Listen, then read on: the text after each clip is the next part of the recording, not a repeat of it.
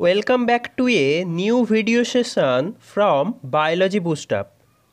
In my previous video, I had already talking about the mechanism of DNA replication. And in this video tutorial, we going to study about the mechanism of RNA transcription. So now let's start. At first, the initiation of RNA transcription.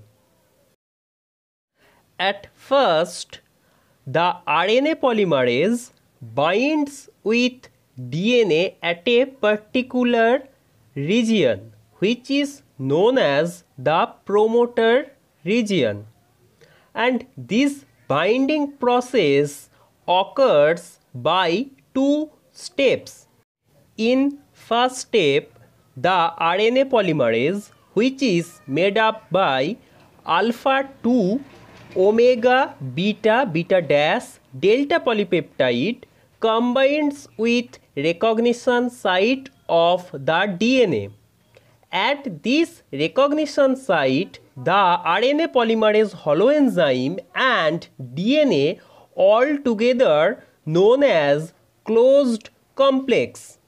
Now, in the second step, due to presence of RNA polymerase holoenzyme, about 17 base pair of DNA become separated by the breaking of hydrogen bonds between complementary nucleotides of DNA. At this part of DNA, the RNA polymerase makes a tight complex which is known as open complex. The tertiary complex is formed when first a nucleotide is adding with the template DNA strand. The sigma factor or sigma subunit of the holoenzyme helps to recognition of promoter region and binding with template strand of DNA. After the starting of RNA synthesis, this delta subunit released from the holoenzyme, then the holoenzyme convert into core enzyme. Now next, the chain elongation process.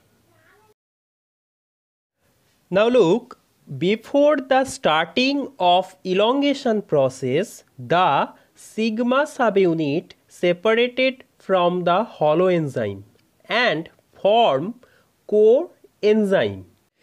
A new transcription factor which is known as NAS-A joined with core enzyme, where the sigma factor was remain bound. Now this NAS-A protein helps to chain elongation process. The NAS-A protein helps to separation of DNA strand. Due to presence of NAS-A, the ribonucleotides from the cytoplasm are adding together according to the template strand, and this occurs 5' to 3' direction. As a result, a positive supercoiled is formed at the back side of the transcription progression. A negative supercoil also formed at the front of transcription progression. After the starting of elongation process, the synthesis of mRNA occurs at a constant rate. About 50 nucleotides are added per second. Now let's talk about the termination of transcription process. The termination of transcription occurs by two mechanisms. First one is raw protein dependent termination and another one is the raw protein independent termination. At first, I going to talking about the raw protein dependent termination. In case of raw dependent termination, the termination occurs by a signal which is produced or signaling by the template strand of DNA molecule. Now this is R 40 base pair long and R inverted repeat. Those signals recognized by a termination protein which is called rho factor. This rho protein is an ATP dependent RNA stimulated helicase which binds to the signals. Thus, the RNA polymerase cannot move further, so it dissociated from DNA. That disrupt the nascent RNA-DNA complex release the nascent RNA. In case of rho-dependent termination, a palindromic guanine cytosine rich region which is followed by a adenine thymine rich region.